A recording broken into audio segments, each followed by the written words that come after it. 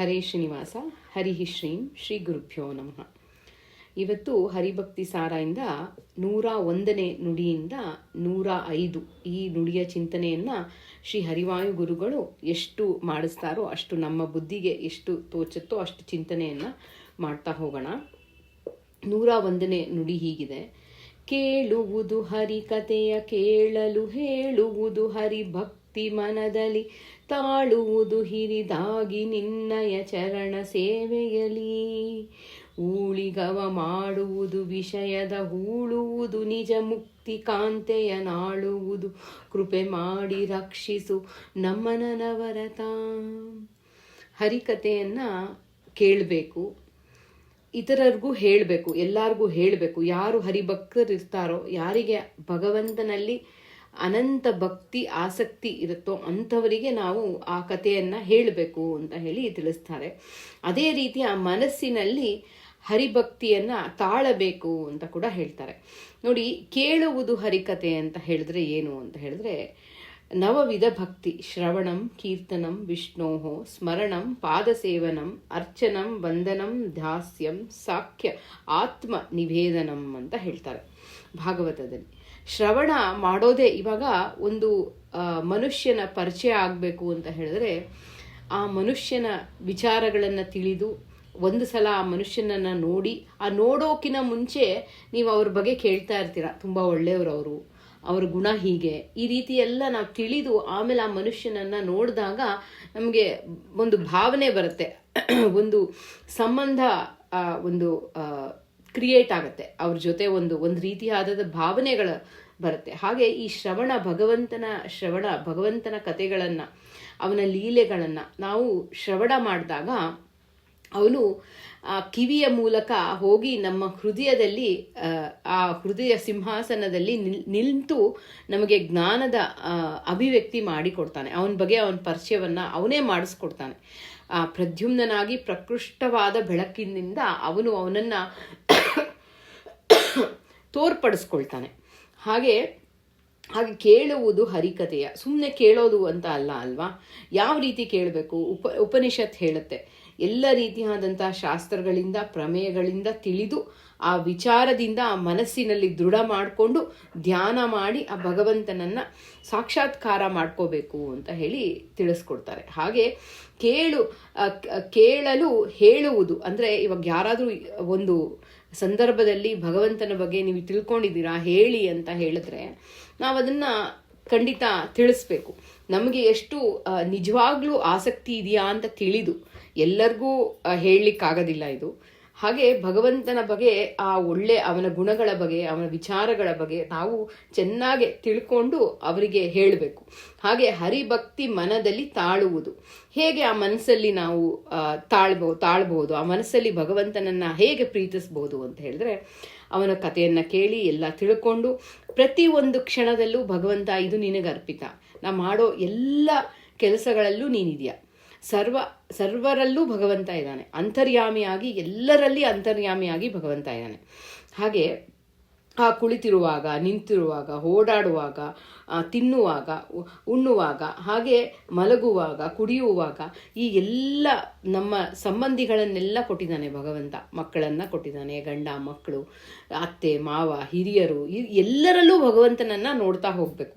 ಹಾಗೆ ನೋಡ್ತಾ ಅವ್ರ ಸೇವೆ ಮಾಡ್ತಾ ಇದ್ದಾಗ ಇದು ನಾನು ಮಾಡ್ತಿಲ್ಲ ಅನ್ನೋ ಭಾವ ಬರಬೇಕು. ನಾವು ಬಹಳ ಒಂದು ಸೂತ್ರ ಮಾತ್ರ, ನಾವು ಭಗವಂತ ಅದನ್ನು ಹಿಡ್ದಿದ್ದಾನೆ, ನಮ್ಮ ಮೂಲಕ ಎಲ್ಲ ಮಾಡಿಸ್ತಾ ಇದ್ದಾನೆ ಅಂತ ಹೇಳಿ ನಾವು ಮಾಡಿದ್ವಿ ಅನ್ನೋ ಭಾವ, ನಾನು ಅನ್ನೋ ಭಾವ ಹೋಗಬೇಕು. ಹಾಗೆ ಆ ಭಗವಂತನಲ್ಲಿ ಹೀಗೆ ಹರಿಭಕ್ತಿ ಮನದಲ್ಲಿ ತಾಳುವುದು, ಈ ರೀತಿ ಪ್ರತಿ ಕ್ಷಣ ಅವನಿಗೆ ಮಾಡೋ ಕೆಲಸ ಎಲ್ಲ ನಾವು ಅರ್ಪಣೆಯನ್ನು ಮಾಡ್ತಾ ಹೋದಾಗ ಆ ಒಂದು ರೀತಿಯಾದಂತಹ ಅವನಲ್ಲಿ ಆ ಪ್ರೀತಿ ಬಂದೇ ಬಿಡುತ್ತೆ, ನಮಗೆ ಗೊತ್ತಿರಲ್ಲ. ಯಾಕೆ ಹೇಳ್ತಿದ್ದೀನಿ ಅಂದರೆ, ನೋಡಿ, ಒಂದು ಡ್ರೈವಿಂಗ್ ಮಾಡ್ತೀವಿ, ದಿನ ಒಂದೇ ದಾರಿಲಿ ಹೋಗ್ತಿರ್ತೀವಿ ಅಲ್ವಾ. ಮೊದಲನೇ ದಿನ ಹೋಗುವಾಗ ಹೀಗೆ ಹೋಗ್ಬೇಕಾ ಅನ್ನೋ ಒಂದು ತಿಳ್ಕೊಂಡು ಮಾಡಿಕೊಂಡು ಹೋಗ್ತೀವಿ. 2ನೇ ದಿನ ಹೋಗುವಾಗ ಸ್ವಲ್ಪ ಕನ್ಫ್ಯೂಷನ್ ಇರುತ್ತೆ, ನೋಡಿಕೊಂಡು ಇದು ಮಾಡ್ಕೊಂಡು ಹೋಗ್ತೀವಿ. ಹಾಗೆ ನಾವು ಒಂದು 10 ದಿನ ಅದೇ ದಾರಿಲಿ ಓಡಾಡುವಾಗ ಏನಾಗುತ್ತೆ, ನಮ್ಗೆ ಗೊತ್ತೇ ಆಗಲ್ಲ, ನಮ್ಮ ಮನಸ್ಸು ಏನೋ ಆಲೋಚನೆ ಮಾಡ್ತಾ ಇರುತ್ತೆ, ಆದರೆ ನಮ್ಮ ಕೈಗಳು, ನಮ್ಮ ಇಂದ್ರಿಯಗಳು ಆ ದಾರಿಯನ್ನು ಹಾಗೇ ನಾವು ಅದು ಒಂದು ರೀತಿಯಾದಂಥ ಒಂದು ಸಿಸ್ಟಮ್ಯಾಟಿಕ್ ಆಗಿ ಸುಮ್ಮನೆ ಮಾಡೋ ಥರ ಮಾಡಿದಾಗ ಕೂಡ ಅದರಲ್ಲಿ ಭಕ್ತಿ ಬರುತ್ತೆ.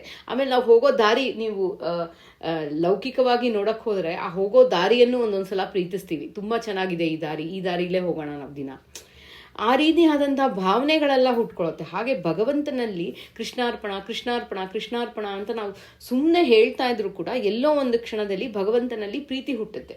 ಹಾಗೆ ಭಗವಂತನಲ್ಲಿ ಹರಿಭಕ್ತಿ ಮನದಲ್ಲಿ ತಾಳುವುದು, ಭಗವಂತನನ್ನ ತಿಳಿದು ಅವನ ಗುಣವನ್ನು ಪ್ರೀತಿಸಿ ಅವನನ್ನು ನಾವು ಚೆನ್ನಾಗಿ ಪ್ರೀತಿಸಕ್ಕೆ ಶುರುವಾದಾಗ ಆ ಮನಸ್ಸಿನಲ್ಲಿ ಬಂದು ಅವನು ನೆಲೆಸ್ತಾನೆ. ಹಾಗೆ ಹಿರಿದಾಗಿ ನಿನ್ನಯ ಚರಣ ಸೇವೆಯಲ್ಲಿ ಊಳಿಗವ ಮಾಡುವುದು ಅಂತ ಹೇಳ್ತಿದ್ದಾರೆ. ಅಂದರೆ ಭಗವಂತನ ಸೇವೆ ಹೇಗೆ ಮಾಡ್ತೀವಿ, ನಾವು ಭಗವಂತನನ್ನು ನೋಡಿಲ್ಲ, ಕಲಿಕಾಲದಲ್ಲಿ ಭಗವಂತನನ್ನು ನೋಡೋದು ಬಹಳ ಕಷ್ಟ. ಹಾಗೆ ಹೇಗೆ ನಾವು ಅವನನ್ನು ನೋಡ್ಲಿಕ್ಕೆ ಸಾಧ್ಯ ಅಂತ ನಾವು ಯೋಚನೆ ಮಾಡುವಾಗ ನಮಗೆ ಅನುಭವಗಳನ್ನು ಕೊಡ್ತಾ ಇರ್ತಾನೆ. ನಾವು ಒಂದು ನಮಸ್ಕಾರ ಮಾಡಿದಾಗ ಭಗವಂತನ ಭಾವನೆಗಳನ್ನು, ಭಗವಂತನ ಕಥೆಯನ್ನು ಶ್ರವಣ ಮಾಡಿ ಅವನ ಗುಣಗಳನ್ನು ಚಿಂತನೆಯನ್ನು ಮಾಡ್ತಾ ಒಂದು ನಮಸ್ಕಾರ ಹಾಕಿದಾಗ ಮೈಯಲ್ಲಿರುವಂಥ ನಮ್ಮ ಮನಸ್ಸೆಲ್ಲ ರೋಮಾಂಚನವಾಗುತ್ತೆ. ಆ ರೀತಿಯಾದಂಥ ಅನುಭವಗಳನ್ನು ಕೊಡ್ತಾನೆ. ಆಮೇಲೆ ನಮಗೆ ಕೆಲವು ಸಲ ಭಕ್ತಿಪೂರ್ವಕವಾಗಿ ನಾವೇನಾದರೂ ಅವನಿಗೆ ಕೇಳ್ಕೊಂಡಾಗ ಅವನು ಅದನ್ನು ನಡೆಸ್ಕೊಡ್ತಾನೆ. ಹಾಗೆ ಅವನ ಇರುವಿಕೆ ಅಂದರೆ ಭಗವಂತನ ಇರುವಿಕೆಯ ಅರಿವನ್ನು ಕೊಡ್ತಾ ಹೋಗ್ತಾನೆ. ಹಾಗೆ ಆ ರೀತಿಯಾಗಿ ಕೊಟ್ಟಾಗ ಈ ಇರುವಿಕೆಯ ಅರಿವು ಹೇಗೆ ನಮಗೆ ಬರುತ್ತೆ ಅಂತ ಹೇಳಿದ್ರೆ ಗುರುಗಳಿಂದ ಬರುತ್ತೆ. ಸೊ ಹಾಗೆ ನಾವು ಎಲ್ಲರನ್ನೂ ಪ್ರೀತಿಸ್ತಾ ಎಲ್ಲರಲ್ಲೂ ಭಗವಂತ ಇದ್ದಾನೆ, ಆ ಎಲ್ಲರಲ್ಲೂ ಭಗವಂತ ಇದ್ದಾನೆ ಅನ್ನೋ ರೀತಿಯಲ್ಲಿ ನಾವು ಸೇವೆಯನ್ನು ಮಾಡ್ತಾ, ಗುರುಗಳ ಸೇವೆಯನ್ನು ಮಾಡ್ತಾ, ಆ ರೀತಿ ಮಾಡುವಾಗ ಭಗವಂತನಿಗೆ ಸೇವೆ ಮಾಡಿದ್ದೇ ಇದು, ಆ ಚರಣಗಳಿಗೆ ಸೇವೆ ಮಾಡಿದ್ದೆ. ನಾನು ಎಷ್ಟೋ ಜನ ನೋಡಿದ್ದೀನಿ, ಪಾದಯಾತ್ರೆ ಮಾಡ್ತಾರೆ, ಪಾದಯಾತ್ರೆ ಮಾಡುವಾಗ ಸೇವೆಯನ್ನು ಮಾಡ್ತಾರೆ. ಅಲ್ಲಿ ಪಾದವನ್ನು ಚೆನ್ನಾಗಿ ಸುಸ್ತಾಗಿ ಬಂದವರಿಗೆ ಆಯಾಸ ಬಾಯಾರಿಕೆ ಆಗ್ತಾರೆ, ನೀರನ್ನು ಕೊಟ್ಟು ಹೀಗೆ ದಣಿವನ್ನು ಕಡಿಮೆ ಮಾಡ್ತಾರೆ. ಹೀಗೆ ಎಷ್ಟೋ ರೀತಿ ಇದೆ ಸೇವೆ ಮಾಡೋ ರೀತಿ. ನೀವು ಹೋಗಿ ಪ್ರದಕ್ಷಿಣೆ ಹಾಕ್ತೀರಾ, ತಿರುಪತಿಗೆ ಹೋದಾಗ ಆ ಭಗವಂತನನ್ನು ನೋಡುವಾಗ ಪಾದಸೇವೆ ಪಾದಯಾತ್ರೆಯನ್ನು ಮಾಡಿ ನಮಸ್ಕಾರವನ್ನು ಮಾಡ್ತೀವಿ. ಹೀಗೆ ಎಲ್ಲ ರೀತಿಯಾದ ಭಗವಂತನಿಗೆ ಸೇವೆಯನ್ನು ಮಾಡೋದು, ಗುರುಗಳ ಸೇವೆಯನ್ನು ಮಾಡೋದು, ಮನೇಲಿರುವಂಥ ಹಿರಿಯರ ಸೇವೆಯನ್ನು ಮಾಡೋದು, ಹೀಗೆ ಇದೆಲ್ಲವೂ ಊಳಿಗವ ಮಾಡುವುದು. ನೀನು ಅವನ ಸೇವೆಯನ್ನು ಮಾಡ್ತಾ ಹೋಗಬೇಕು. ಅದು ನಾವು ಕೇಳ್ಕೋಬೇಕು, ದೇವರ ಭಗವಂತ ನಿನ್ನ ಸೇವೆಯನ್ನು ಮಾಡಿಸು, ನಿನ್ನ ದಾಸರ ದಾಸರ ದಾಸರ ದಾಸರ ದಾಸರ ಮನೆಯ ಆಳಾಗಿ ಇಟ್ಟು ನನಗೆ ಒಂದು ರೀತಿಯಾದಂಥ ಸೇವೆ ಮಾಡು ಅಂತ ಹೇಳಿ ಕೇಳ್ಕೋಬೇಕು. ಹಾಗೆ ಈ ಹಿರಿದಾಗಿ ನಿನ್ನಯ ಚರಣ ಸೇವೆಯಲ್ಲಿ ಊಳಿಗವ ಮಾಡುವುದು ಅಂತ ಹೇಳ್ತಾ ಇದ್ದಾರೆ. ವಿಷಯವ ಹೂಳುವುದು ಅಂತ. ಹೂಳೋದು ಅಂದರೆ ಏನು? ಇವಾಗ ಹಿಂದಿನ ಕಾಲದಲ್ಲೆಲ್ಲ ಎಲ್ಲ ಆಸ್ತಿಯನ್ನು ಇಲ್ಲ ಒಂದು ರೀತಿಯಾದಂತಹ ನಿಧಿಯನ್ನು ಮುಂದಿನ ಒಂದು ಪೀಳಿಗೆಗೆ ಆಗಲಿ ಅಂತ ಹೇಳಿ ಭೂಮಿಯಲ್ಲಿ ಆ ಒಂದು ಹೂಳಿ ಇಡೋರು ಅಂತ ಹೇಳ್ತಾರೆ, ಆ ಭೂಮಿಯಲ್ಲಿ ಇಟ್ಟು ಹೋಗೋರು ಅಂತ. ಹಾಗಲ್ಲ, ಇದು ಹೇಗಂದರೆ ಭಗವಂತನ ಅರಿವನ್ನು ತಿಳಿದು ನಮ್ಮ ಮನಸ್ಸಿನಲ್ಲಿ ಬಚ್ಚಿಟ್ಕೋಬೇಕಂತೆ. ಅದನ್ನು ಪ್ರತಿನಿತ್ಯವಾಗಿ ಬಚ್ಚಿಟ್ಕೊಂಡು ಆ ಭಗವಂತ ಆ ವಿಷಯಗಳನ್ನೆಲ್ಲ ಬಿಟ್ಬಿಡ್ಬೇಕು. ಅಂದರೆ ಇಲ್ಲಿ ಬಿಟ್ಬಿಟ್ಟು ಸಂಸಾರದಿಂದ ಓಡ್ ಹೋಗುವಂಥ ಮಾತಲ್ಲ. ಇವಾಗ ಎಲ್ಲರಿಗೂ ನಮಗೆ ಒಂದು ರೀತಿಯಾದಂಥ ಕರ್ತವ್ಯವನ್ನು ಕೊಟ್ಟಿರ್ತಾನೆ ಭಗವಂತ. ಆ ಕರ್ತವ್ಯದಿಂದ ಓಡ್ ಹೋಗೋದಲ್ಲ, ಆ ಕರ್ತವ್ಯದಲ್ಲೇ ಭಗವಂತನನ್ನು ಕಾಣೋದು, ಆ ಕರ್ತವ್ಯದಲ್ಲೇ ಭಗವಂತನನ್ನು ಪ್ರೀತಿಸೋದು. ಹಾಗೆ ಆ ಕರ್ತವ್ಯದಲ್ಲಿ ಭಗವಂತನನ್ನು ಪ್ರೀತಿ. ಇವಾಗ ದಿನನಿತ್ಯ ಬೆಳಗ್ಗೆ ಎದ್ದು ಆ ಮನೆ ರಂಗೋಲೆ ಹಾಕಿ ಆ ಎಲ್ಲ ಕರ್ತವ್ಯವು ಭಗವಂತ ಇದು ನಿನ್ನ ಮನೆ, ಈ ನಿನ್ನ ಮನೆ. ಆಮೇಲೆ ನಮ್ಮ ಸ್ನಾನವನ್ನು ಮಾಡುವಾಗ ಈ ಶರೀರದಲ್ಲಿ ಎಲ್ಲ ರೂಪದಲ್ಲಿ ಭಗವಂತ ನಿಂತಿದ್ದಾನೆ. ಇದೊಂದು ಕ್ಷೇತ್ರ, ಈ ಕ್ಷೇತ್ರದಲ್ಲಿ ಭಗವಂತ ನಿಂತಿದ್ದಾನೆ, ಅವನಿಗಿದು ಅಭಿಷೇಕ. ಹೀಗೆ ಸಣ್ಣ ಸಣ್ಣ ಅನುಸಂಧಾನ. ಈ ರೀತಿಯಾಗಿ ನಿಮ್ಮ ಗಂಡನಿಗೆ ಒಂದು ಊಟವನ್ನು ಬಡಿಸುವಾಗ, ಮಕ್ಕಳಿಗೆ ಆಹಾರವನ್ನು ಕೊಡುವಾಗ, ಹೀಗೆ ಭಗವಂತ ಇದು ನೀನು ಪ್ರೀತನಾಗು, ಇದೆಲ್ಲ ನೀನು ಕೊಟ್ಟಂಥ ಆಸ್ತಿ ಆಯಿತಾ.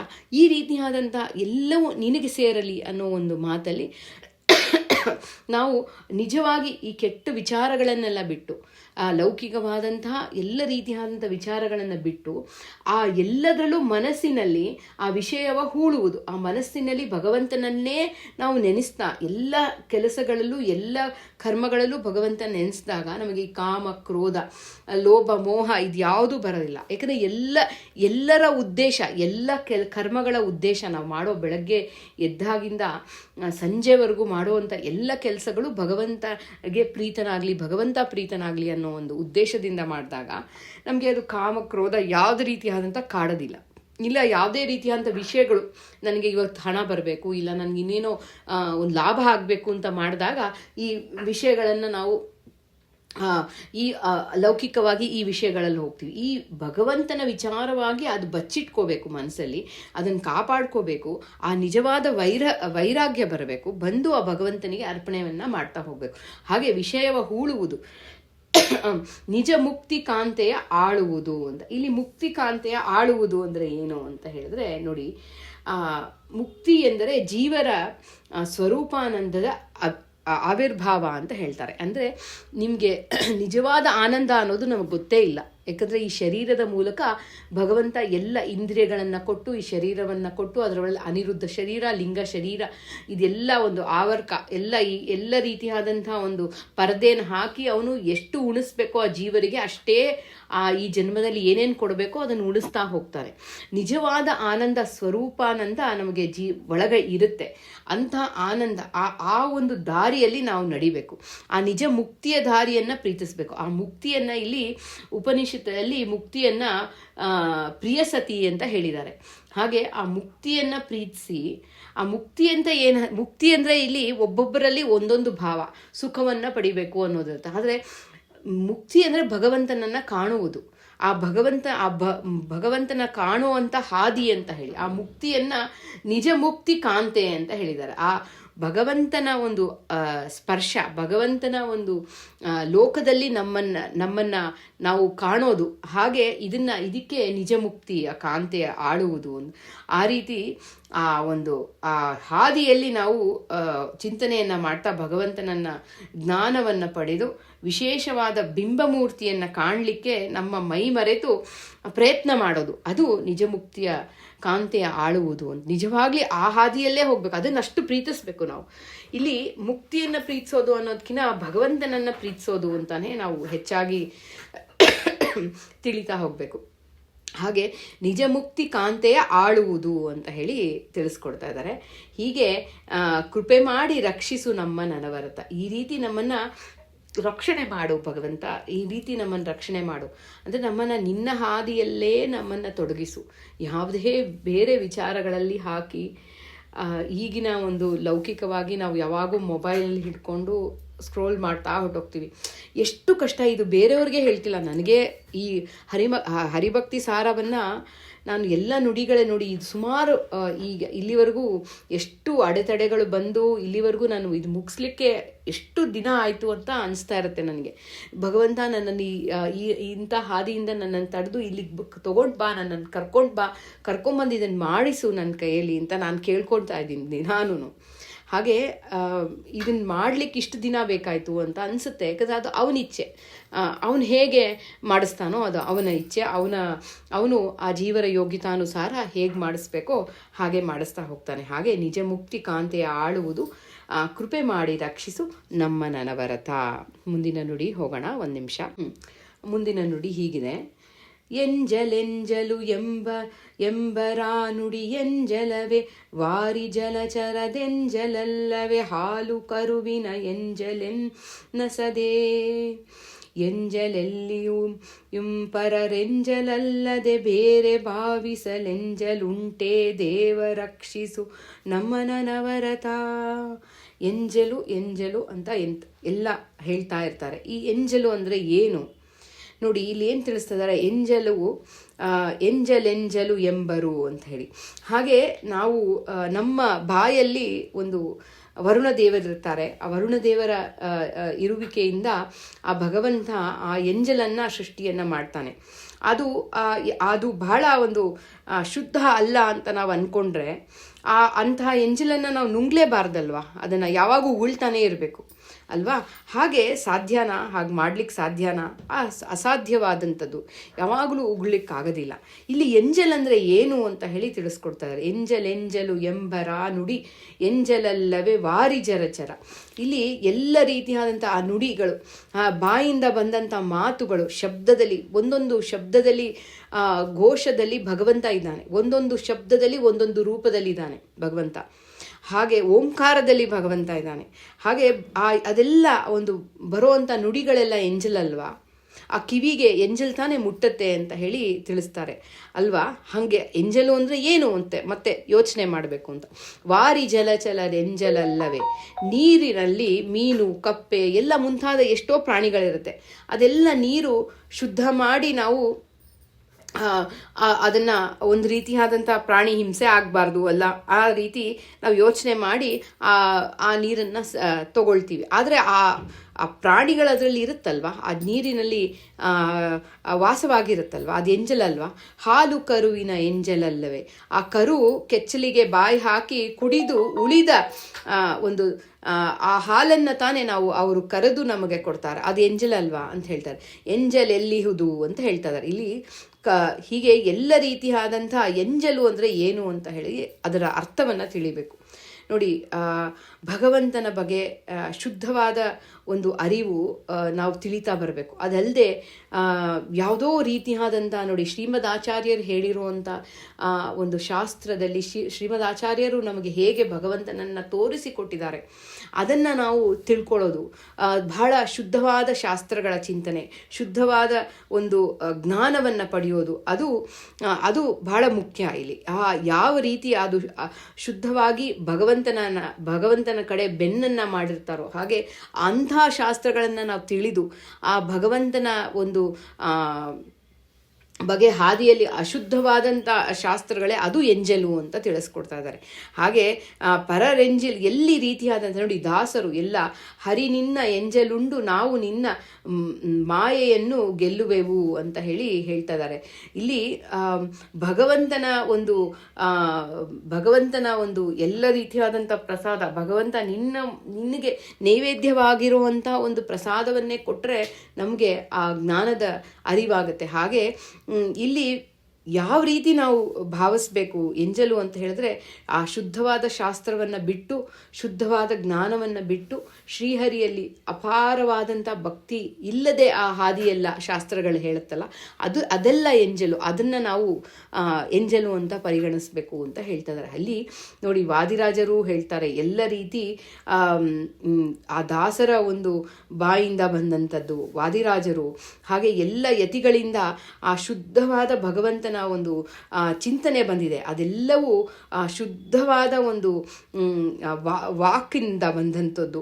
ಹಾಗೆ ಹರಿದಾಸರ ವದನಾಕಾಶದಲ್ಲಿ ಆ ಒಂದು ರೀತಿಯಾದಂತಹ ಪದುಮನಾಭನ ಒಂದು ನಾಮಾಮೃತವನ್ನು ನಾವು ಆ ಒಂದು ಕಡಲಿನಿಂದ ಎದ್ದು ಬಂದ ಮೋಡ ನಮ್ಮ ಶರೀರದ ಒಳಗೆ ಬಿದ್ದು ಆ ಶರೀರ ಎಷ್ಟು ಮಳೆ ಸುರಿಸಿ ಮುಕ್ತಿಯ ಬೆಳೆಸುತ್ತದೆ ಅಂತ ಹೇಳ್ತಾ ಇದ್ದಾರೆ. ಹಾಗೆ ಆ ವಾದಿರಾಜರು ಹೇಳ್ತಾ ಇದ್ದಾರೆ ಇಲ್ಲಿ ಯಾವ ರೀತಿ ಆ ಕೀರ್ತನೆಯಲ್ಲಿ ಹೇಳ್ತಾರೆ, ಹರಿದಾಸರ ವದನಾಕಾಶದಲ್ಲಿ ಪದುಮನಾಭನ ನಾಮಾಮೃತದ ಕಡಲಿನಿಂದ ಎದ್ದು ಬಂದ ಮೋಡ ನಮ್ಮ ಶರೀರದ ಹೊಲದಲ್ಲಿ ಮಳೆ ಸುರಿಸಿ ಮುಕ್ತಿಯ ಬೆಳೆಸುತ್ತದೆ. ಎಂಥ ಒಂದು ಮುಕ್ತಿಯ ಬೆಳೆ, ಆ ಒಂದು ಭಕ್ತಿಯ ಒಂದು ಬೆಳೆಯನ್ನ ಆ ದಾಸರ ಬಾಯಿಂದ ಬಂದು ನಮ್ಮನ್ನೆಲ್ಲ ಉದ್ಧಾರವನ್ನ ಮಾಡುತ್ತೆ ಅಂತ ಹೇಳ್ತಾರೆ. ಹಾಗೆ ಅದೆಲ್ಲವ ಅದು ಎಂಜಲಲ್ಲವೇ, ಬಾಯಿಂದ ಬರುವಂಥದ್ದು. ಹಾಗೆ ಇದನ್ನೆಲ್ಲ ನಾವು ಪರಿಗಣಿಸಿ ಆ ಭಗವಂತನ ಒಂದು ಸ್ಮರಣೆ ಬರೋದಲ್ಲ ಎಂಜಲಲ್ಲ ಅಂತ. ಹೀಗೆ ವಾದಿರಾಜರ ಒಂದು ಕತೆ ಇದೆ. ವಾದಿರಾಜರ ಕಾಲದಲ್ಲಿ ಒಬ್ಬರು ಶುದ್ಧವಾದಂಥ ಭಕ್ತರು, ರಾಜರ ಭಕ್ತರು ಅಂದರೆ ಹೇಳಲಿಕ್ಕೆ ಆಗಲ್ಲ, ಅಷ್ಟು ಭಾವಕರಾಗ್ಬಿಡ್ತೀವಿ ನಾವು. ಆ ಥರ ವಾದಿರಾಜರ ಒಂದು ಭಕ್ತರು ಬಂದು ಅಲ್ಲಿ ವಾದಿರಾಜರ ಮುಂದೆ ನಿಂತಾಗ ವಯಸ್ಸಾಗಿರುತ್ತೆ, ಸುಮಾರು 90 ವರ್ಷದ ಮೇಲಾಗಿರುತ್ತೆ. ಅವರ ಬಾಯಿಂದ ಅವ್ರು ಮಾತಾಡುವಾಗೆಲ್ಲ ಉಗುಳು ಹಾಗೆ ಬರ್ತಾ ಇರತ್ತಂತೆ. ಆಗ ವಾದಿರಾಜರು ಬೇರೆಯವರೆಲ್ಲ ದೂರ ಸರೀರಿ ಎಂದಾಗ ವಾದಿರಾಜರು ಹೇಳ್ತಾರಂತೆ, ಬೇಡ ಇರಲಿ, ಪರವಾಗಿಲ್ಲ, ಏನೂ ಆಗಲ್ಲ. ಅಂದರೆ ಆ ರೀತಿಯಾದಂಥ ಎಂಜಲಲ್ಲ. ಅಂದರೆ ಎಂಜಲು ಅಂದರೆ ಶುದ್ಧವಾದ ಶಾಸ್ತ್ರ ಅಲ್ಲದೆ ಬೇರೆ ನಾವು ಚಿಂತನೆಯನ್ನು ಭಗವಂತನ ಕಡೆ ಬೆನ್ನು ಮಾಡುವಂಥ ಶಾಸ್ತ್ರಗಳಿದೆಯಲ್ಲ, ಅದೆಲ್ಲವೂ ಎಂಜಲು. ಅದನ್ನು ನಾವು ಎಂಜಲು ಅಂತ ಪರಿಗಣಿಸ್ಬೇಕು ಅಂತ ಹೇಳಿ ತಿಳಿಸ್ಕೊಡ್ತಾರೆ. ಎಷ್ಟು ಒಂದು ಕನಕದಾಸರು ನಮ್ಮನ್ನು ಎಲ್ಲ ದಾಸ ಸಾಹಿತ್ಯದಲ್ಲಿ ನಮಗೆ ದಾಸರು ಎಷ್ಟು ಅಮೃತವನ್ನು ಉಣಿಸಿದ್ದಾರೆ. ಹರಿಕಥಾಮೃತ ಸಾರ, ಹರಿಭಕ್ತಿ ಸಾರ, ಇದೆಲ್ಲ ಎಷ್ಟೊಂದು ಗ್ರಂಥಗಳು. ವಾದಿರಾಜರು ಮಾಡಿರುವಂಥ ವೈಕುಂಠ ವರ್ಣನೆ, ವಾದಿರಾಜರ ಸ್ವಪ್ನ ಬೃಂದಾವನ ಆಖ್ಯಾನ, ಹೀಗೆ ಎಷ್ಟೊಂದು ಗ್ರಂಥಗಳು ನಮಗೆ ಅಮೃತವನ್ನು, ನಮ್ಮ ಮನಸ್ಸಿನಲ್ಲಿರುವಂಥ ಈ ಕೆಟ್ಟ ಅಜ್ಞಾನವನ್ನು, ಕತ್ತಲೆಯನ್ನು ಹೋಗ್ಲಾಡಿಸಿ ಒಳ್ಳೆ ಜ್ಞಾನದ ಒಂದು ಹಾದಿಯಲ್ಲಿ ಇಟ್ಟು ನಮ್ಮನ್ನು ಉದ್ಧಾರ ಮಾಡ್ತಾ ಇದ್ದಾರೆ ಅಂತ ಹೇಳಿ ತಿಳಿಸ್ಕೊಡ್ತಾ ಇದ್ದಾರೆ. ಇದು 102ನೇ ನುಡಿ ಆಯಿತು. ಮುಂದಿನ ನುಡಿಯನ್ನು ಚಿಂತನೆಯನ್ನು ಮಾಡೋಣ. ಹೀಗೆ ಎಂಜಲೆಂಜಲು ಎಂಬರ ನುಡಿ ಎಂಜಲಲ್ಲವೇ ವಾರಿ ಜಲಚರದೆಲೆಂಜಲಲ್ಲವೇ ಹಾಲು ಕರುವಿನ ಎಂಜಲೆನ್ನಸದೆ ಎಂಜಲೆಲ್ಲಿಯೂ ಪರ ರೆಂಜಲಲ್ಲದೆ ಬೇರೆ ಭಾವಿಸ ಲೆಂಜಲುಂಟೆ ದೇವ ರಕ್ಷಿಸು ನಮ್ಮನವರ್ತ. ನಮ್ಮನ್ನು ಒಳ್ಳೆಯ ಈ ಶಾಸ್ತ್ರದಲ್ಲಿ ಇಟ್ಟು ನಮ್ಮನ್ನು ರಕ್ಷಣೆಯನ್ನು ಮಾಡಪ್ಪ ಅಂಥೇಳಿ ಕನಕದಾಸರು ಹೇಳ್ತಾ ಇದ್ದಾರೆ. 103ನೇ ನುಡಿ ಹೀಗಿದೆ 103ನೇ ನುಡಿ. ಬಾದರಾಯಣ ಪೇಳ್ದ ಭಾರತ ಆದಿಕರ್ತನುಧಾರ ಶ್ರೀಪುರ ದಾದಿಕೇಶವ ಮೂರ್ತಿಗಂಕಿತವಾದ ಚರಿತೆಯನು ಮೇದಿನಿಯೊಳಿದನರಾರು ಹೃದಯದೊಳಾದರಿಸಿ ಕೇಳ್ದ ಪರೋ ಓ ಮುದದಲ್ಲಿ ಆದಿಮೂರುತಿ ಅಸುರವರಾಧಿಪನೊಲಿವವ ನನವರತ. ನೋಡಿ, ಇಲ್ಲಿ ಬಾದರಾಯಣ ಪೇಳ್ದ ಭಾರತ. ಬಾದರಾಯಣ ಅಂತ ಹೇಳಿದ್ರೆ ಶ್ರೀ ವೇದವ್ಯಾಸ ದೇವರು ರಚಿಸಿದ ಭಾರತಕ್ಕೆ ಭಗವಂತ ತಾವೇ ಸರ್ವೋತ್ತಮರಾಗಿದ್ದಾರೆ ಅಂತ ಹೇಳಿ ತಿಳಿಸ್ಕೊಡ್ತಾ ಇದ್ದಾರೆ. ಇಲ್ಲಿ ಬಾದರಾಯಣ ಪೇಳ್ದ ಭಾರತ, ಪರಾಶರ ಮುನಿ ಯಮುನೆಯ ದಡದಲ್ಲಿ ಸತ್ಯವತಿಯನ್ನು ವಿವಾಹವನ್ನು ಮಾಡಿಕೊಂಡು ಅವಳಿಂದ ಶ್ರೀ ವೇದವ್ಯಾಸರಿಗೆ ಜನ್ಮವನ್ನು ಕೊಟ್ಟು ಆ ವೇದವ್ಯಾಸ ಮತ್ತೆ ಆ ಒಂದು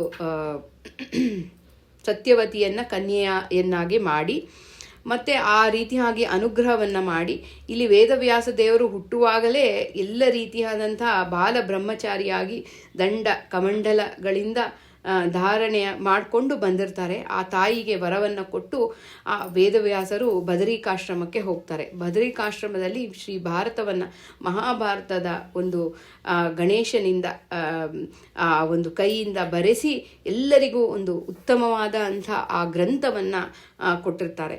ಆ ಗ್ರಂಥವನ್ನು ಇಲ್ಲಿ ಮಹಾಭಾರತ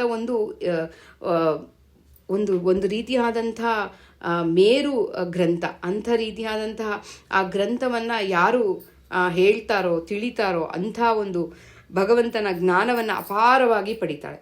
ಇಲ್ಲಿ ನಾವು ಇಲ್ಲಿ ಏನು ತಿಳ್ಕೋಬೇಕು ಅಂದರೆ, ಆದಿಕರ್ತನಾದ ಶ್ರೀ ಪುರದಾದಿಕೇಶವ. ನೋಡಿ, ಪುರದಾದಿಕೇಶವ ಬೇರೆ ಅಲ್ಲ, ವೇದವ್ಯಾಸರು ಬೇರೆ ಅಲ್ಲ. ಇಲ್ಲಿ ಆ ರಚನೆಯನ್ನು ಮಾಡ್ತಾರಲ್ಲ, ಆ ಮಹಾಭಾರತವನ್ನು ಭಗವಂತ ಹೇಳಿದಂತೆ ನಡೆಯುತ್ತೆ. ಅಂದರೆ ಇಲ್ಲಿ ವೇದವ್ಯಾಸರು ಹೇಳ್ತಾರೆ, ಅದೇ ರೂಪದ ಕೃಷ್ಣ ರೂಪನಾಗಿ ಭಗವಂತ ಅದನ್ನು ಸೂತ್ರನಾಗಿ ಎಲ್ಲ ರೀತಿಯಾಗಿ ನಡೆಸ್ಕೊಡ್ತಾನೆ ಆ ಭಗವಂತ. ಹಾಗೆ ಇಲ್ಲಿ ಅವರು ಹೇಳಿದಂತೆ ನಡೆಯಿತು ಅಂತ ಹೇಳಬೇಕು ವಿನಃ ಅಲ್ಲಿ ನಡೆದಂಗೆ ಅವ್ರು ಹೇಳಿದ್ರು ಅನ್ನೋದು ಬಹಳ ತಪ್ಪು. ಆ ಭಗವಂತ ಅಲ್ಲಿ ವೇದವ್ಯಾಸರಾಗಿ ಹೇಗೆ ಅವ್ರು ಹೇಳ್ತಾರೋ ಅದನ್ನು ಹಾಗೆ ಕೃಷ್ಣ ರೂಪದಲ್ಲಿ ಭಗವಂತ, ಮತ್ತೆ ಇನ್ನು ಕೃಷ್ಣ ಬೇರೆ ಅಲ್ಲ, ವೇದವ್ಯಾಸರು ಬೇರೆ ಅಲ್ಲ. ಆ ಕೃಷ್ಣನೇ ಅದನ್ನು ಆ ಕಥೆಯನ್ನು ನಡೆಸಿ ಇತಿಹಾಸವನ್ನಾಗಿಸಿದ ಅಂತ ಹೇಳಿ ತಿಳಿಸ್ಕೊಡ್ತಾ ಇದ್ದಾರೆ. ಹಾಗೆ ಆ ರೀತಿ ಆದಿಕರ್ತನಾದ ಶ್ರೀಪುರದ ಆದಿಕೇಶವ ಮೂರ್ತಿಗಂಕಿತವಾದ ಚರಿತೆ. ಇದು ಭಗವಂತನಿಗೆ ಅಂಕಿತವಾದಂಥ ಚರಿತೆ. ಅವನೇ ಮಾಡಿರುವಂಥ ಬೊಂಬೆ ಆಟವಯ್ಯ ಅಂತ. ನೋಡಿ, ಭಗವಂತ ಅದನ್ನು ಹೇಳ್ದಂಗೆ ಇಲ್ಲಿ ಆ ಒಂದು ಸೂತ್ರಧಾರಿಯಾಗಿ ಕೃಷ್ಣ ಮತ್ತೆ ಅದೇ ರೂಪದಲ್ಲಿ ಕೃಷ್ಣ ಇದನ್ನೆಲ್ಲ ನಡೆಸಿ ಎಲ್ಲ ರೀತಿಯಾದಂಥ ಒಂದು ಚಿಂತನೆಯನ್ನು ಕೊಟ್ಟರು ಅಂತ. ಬಾದರಾಯಣ ಪೇಳ್ದ ಭಾರತ ಕರ್ತನುಧಾರ ಶ್ರೀಪುರದ ಆದಿಕೇಶವ ಮೂರ್ತಿಗಂಕಿತವಾದ ಚರಿತೆಯೇನು ಅಂತ ಹೇಳಿ ತಿಳ್ಕೋಬೇಕು ಇಲ್ಲಿ. ಹಾಗೆ ಇದನ್ನಾರು ಹೃದಯದೊಳಾದರಿಸಿ, ಅಂದರೆ ಯಾವ ರೀತಿಯಾಗಿ ಇದನ್ನು ನಾವು ಒಂದೊಂದು ಎಲ್ಲ ಗ್ರಂಥಗಳ ಒಂದು ಪರಿಚಯವನ್ನು ಕನಕದಾಸರು ಹರಿಭಕ್ತಿ ಸಾರದಲ್ಲಿ ಕೊಟ್ಟಿದ್ದಾರೆ.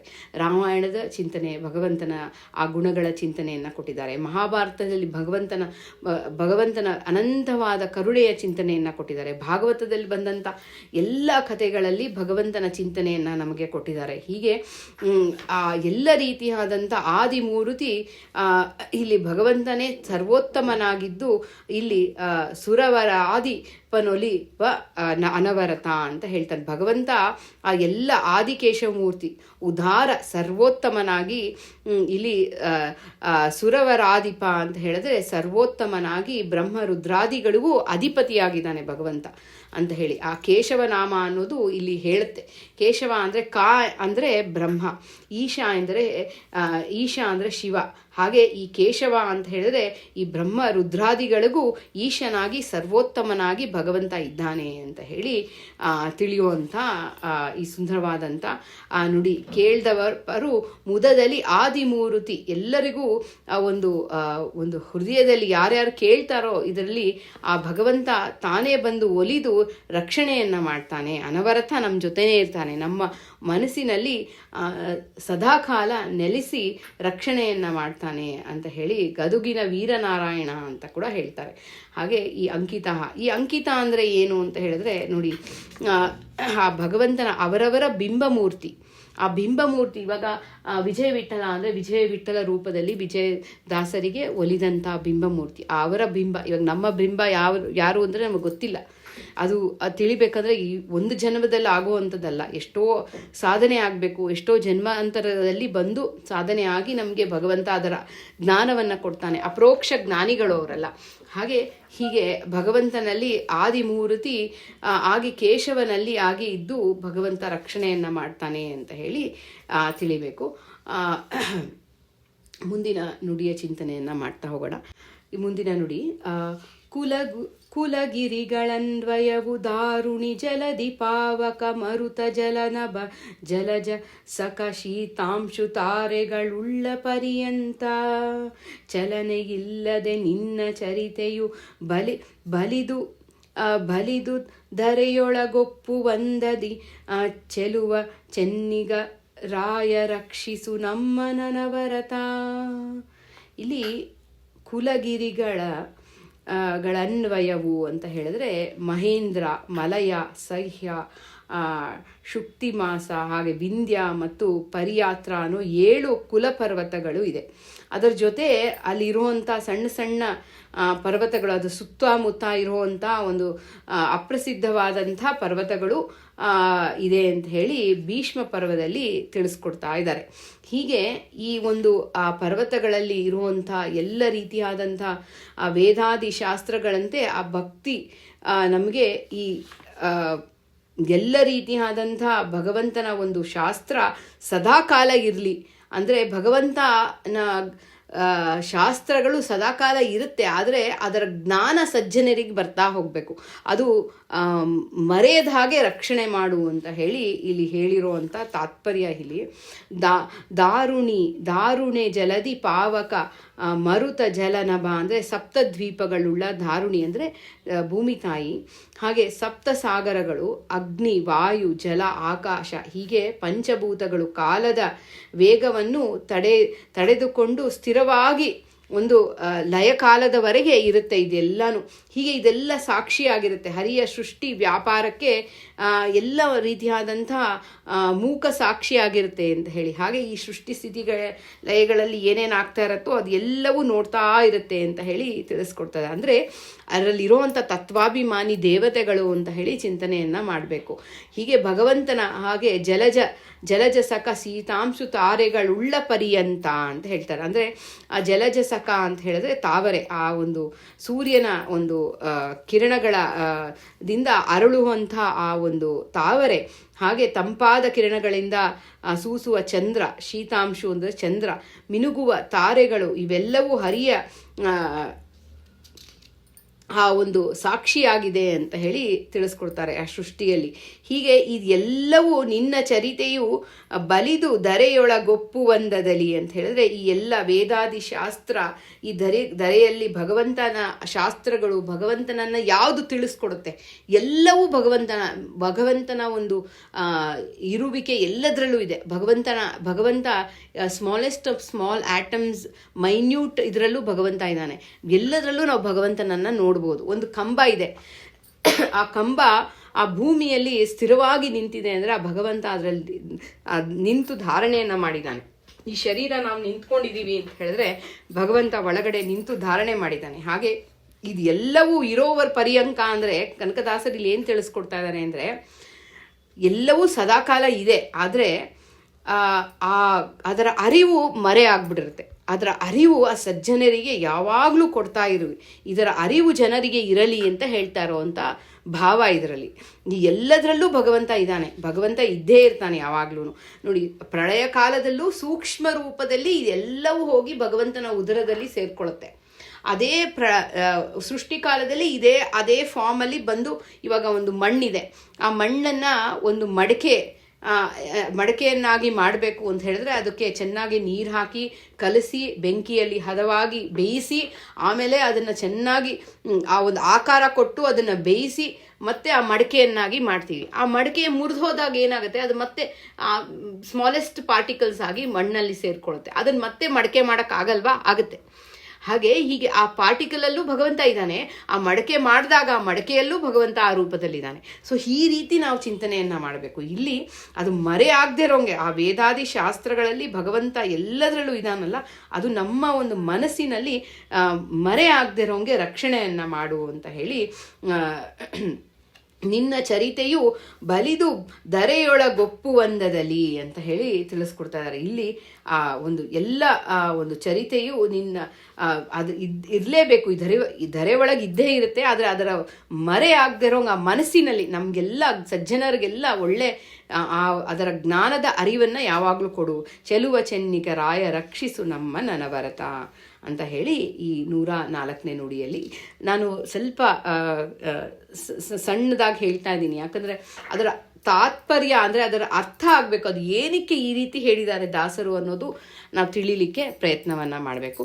105ನೇ ಒಂದು ಚಿಂತನೆಯನ್ನು, ನುಡಿಯ ಚಿಂತನೆ ಹೀಗಿದೆ. 100 ಕನ್ಯಾ ದಾನವನು ಭಾಗೀರಥಿ ಸ್ನಾನವನು ಮಿಗೆ ಕೈಯಾರೆ ಗೋಗಳ ಪ್ರೇಮದಿಂದಲಿ ಭೂಸುರರಿಗೊಲಿದು ಊರುಗಳ ನೂರಗ್ರಹಾರದ ಧಾರೆ ಎರೆದಿತ್ತಂತೆ ಫಲ ಕೈ ಸೇರುವುದು ಹರಿಭಕ್ತಿ ಸಾರದ ಕಥೆಯ ಕೇಳ್ವರಿಗೆ. 100 ಕನ್ಯಾದಾನವನು ಅಂತ ಹೇಳ್ತಾ ಇದ್ದಾರೆ. 100 ಕನ್ಯಾದಾನದ ಫಲ ಬರುತ್ತೆ ಅಂತ ಹೇಳಿ. ನೋಡಿ, ಒಂದು ಹೆಣ್ಣು ಪತಿಯ ಕುಲ ಬಲ್ಲದೆ ತನ್ನ ತಂದೆ ತಾಯಿಗಳ ಹೆತ್ತವರನ್ನು ಆ ಕುಲವನ್ನು ಉದ್ಧಾರ ಮಾಡ್ತಾಳೆ ಅಂತ ಹೇಳ್ತಾರೆ.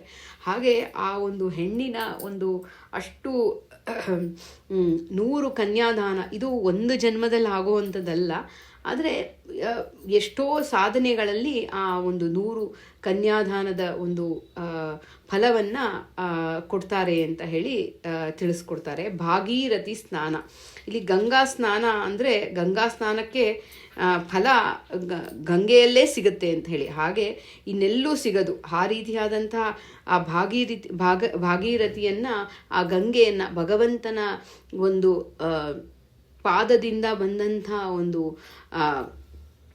ಆ ತೀರ್ಥವನ್ನು ಶಿವ ಅಂದರೆ ಮಂಗಳಕರ ಅಂತ ಹೇಳ್ತಾರೆ. ಹಾಗೆ ಆ ಭಗವಂತನ ಪಾದದಿಂದ ಬಂದಂಥ ಪಾದೋದಕ, ಆ ಭಗವಂತನ ಪಾದೋದಕವನ್ನು ರುದ್ರದೇವರು ಶಿರಸ್ಸಿನ ಮೇಲೆ ಧಾರಣೆಯನ್ನು ಮಾಡಿ ಅಂಥ ಒಂದು ಗಂಗೆಯಲ್ಲಿ ಪವಿತ್ರವಾದ ಒಂದು ಸ್ನಾನವನ್ನು ಮಾಡಿದಾಗ ಎಲ್ಲ ರೀತಿಯಾದಂಥ ಶುದ್ಧತೆ, ಆ ಪಾಪಗಳನ್ನು ತೊಳಿತಾಳೆ ಅಂತ ಹೇಳಿ ತಿಳಿಸ್ಕೊಡ್ತಾರೆ. ಹಾಗೆ ಗೋಗಳ ಪ್ರೇಮದಿಂದಲೇ ಧಾರೆ ಎರೆದಿತ್ತಂತೆ, ಅಂದರೆ ಗೋಮೂತ್ರ ಸ್ನಾನ ಮಾಡಿದರೆ ಗಂಗಾ ಸ್ನಾನ ಮಾಡಿದಷ್ಟು ಫಲ ಇದೆ ಅಂತ ತಿಳಿಸ್ಕೊಡ್ತಾರೆ. ಹಾಗೆ ಆ ಪಂಚಗವ್ಯವನ್ನು ತಗೊಂಡಾಗ ಪ್ರಾಶನದಿಂದ ಮೈಯಲ್ಲಿರುವಂಥ ಎಲ್ಲ ಚರ್ಮ ಏನೇನಿರುತ್ತೋ ಅದು ಚರ್ಮದ ರೋಗಗಳಿದ್ದರೆ ಅದೆಲ್ಲ ಹೋಗುತ್ತೆ ಅಂತ ಹೇಳಿ, ಹಾಗೆ ಎಲ್ಲ ತುಂಬ ಎಲ್ಲಿ ಅಡಗಿರುವಂಥ ಪಾಪಗಳನ್ನೆಲ್ಲ ಭಸ್ಮವಾಗುತ್ತೆ ಅಂತ ಹೇಳಿ ಆರೋಗ್ಯಕರವಾಗಿ ಆ ಗೋವಿನ ಅಷ್ಟು ಒಂದು ಮಹತ್ವ ಅಂತ ಹೇಳ್ತಾ ಇದ್ದಾರೆ. ಗೋವಿನ ಮೈಯಲ್ಲಿ 33 ಕೋಟಿ ದೇವತೆಗಳಿದ್ದಾರೆ. ಆ ಭಗವಂತ ಲೀಲಾಜಾಲವಾಗಿ ಆ ಒಂದು ಹೇಗೆ ನಾವು ಚಿಂತನೆ ಮಾಡಬೇಕು ಅಂದರೆ, ಆ ಗೋವಿನಲ್ಲಿ ಕೃಷ್ಣನ ಚಿಂತನೆ, ಆ ಗೋವಿನಿಂದ ಅಲ್ಲಿರುವಂಥ ಭಕ್ತರಿಂದ ಗೋಪಿಕಾ ಸ್ತ್ರೀಯರಿಂದ ಗೋವಿನಿಂದ ಆನಂದದಿಂದ ಇರೋ ಹಾಗೆ ಆ ಗೋವಿನಲ್ಲಿ ನಾವು ಚಿಂತನೆಯನ್ನ ಮಾಡಬೇಕು ಅಂತ ಹೇಳಿ ತಿಳಿಸ್ಕೊಡ್ತಾರೆ. ಹಾಗೆ ಆ ಗೋವಿನ ಗೋವುಗಳ ಪ್ರೇಮದಿಂದಲಿ ದಾರೆ ಏರಿದಂತೆ ತತ್ತಂತೆ ಭೂಸುರರಿಗೆ ಗೊಲಿದು ಊರುಗಳ 100 ಅಗ್ರಹಾರದ ದಾರೆ ಎರೆದಿತ್ತಂತೆ. ಅಷ್ಟು ಪುಣ್ಯ ಬರುತ್ತೆ ಹರಿಭಕ್ತಿ ಸಾರವನ್ನ ನಾವು ಕೇಳಿ ಹೇಳಿ ಚಿಂತನೆಯನ್ನ ಮಾಡಿದಾಗ ಅಂತ ಹೇಳಿ ತಿಳಿಸ್ಕೊಡ್ತಾ ಇದ್ದಾರೆ. ಇಲ್ಲಿ ಆ ಅಗ್ರಹಾರಗಳನ್ನ ಹಿಂದಿನ ಕಾಲದಲ್ಲಿ ಅವರ ಮನೆಯನ್ನ, ಆ ಊರನ್ನ, ಆ ಅಗ್ರಹಾರಗಳನ್ನ ಬಿಟ್ಕೊಡೋರು. ಯಾಕೆ ಅಂತ ಹೇಳಿದ್ರೆ ಎಲ್ಲ ರೀತಿಯಾದಂಥ ಅಗ್ನಿಹೋತ್ರ ಯಾಗಗಳೆಲ್ಲ ನಡೀಲಿ ಅಂತ ಹೇಳಿ ಆ ರೀತಿ ದಾನವನ್ನ ಮಾಡಿದಾಗ ಎಷ್ಟು ಅನಂತ ಪುಣ್ಯವನ್ನ ಭಗವಂತ ಕೊಡ್ತಾನೆ ಅಂತ ಹೇಳಿ. ಹಾಗೆ ಅದು ಮನಸ್ಪೂರ್ವಕವಾಗಿ ಭಗವಂತನ ಪ್ರೀತಿಗೋಸ್ಕರ ಮಾಡುವಂಥ ಯಜ್ಞಗಳು ಆಗಲಿ ಅಂಥ ಜಾಗದಲ್ಲಿ ಅಂತ ಹೇಳಿ ಆ ಅಗ್ರಹಾರಗಳನ್ನು ಈಗಲೂ ಅಂಥ ಮಹಾನುಭಾವರಿದ್ದಾರೆ, ಈಗಲೂ ಅಂಥ ಜನರಿದ್ದಾರೆ. ಆ ರೀತಿಯಾದಂಥ ಈ ಎಲ್ಲ ರೀತಿಯಾದಂಥ ದಾನಗಳನ್ನು ಮಾಡಿದಾಗ ಈ ಹರಿಭಕ್ತಿ ಸಾರ, ಬರೀ ಇದರಲ್ಲಿ ಹರಿಭಕ್ತಿ ಸಾರವನ್ನು ಕಥೆಯನ್ನು ಕೇಳೋಣ, ದಾನ ಮಾಡೋದು ಬೇಡ, ಇಲ್ಲ ಬೇರೆ ಏನು ರೀತಿಯಾದಂಥ ಕರ್ಮಗಳನ್ನು ಮಾಡೋದು ಬೇಡ ಅನ್ನೋ ಉದ್ದೇಶ ಅಲ್ಲ.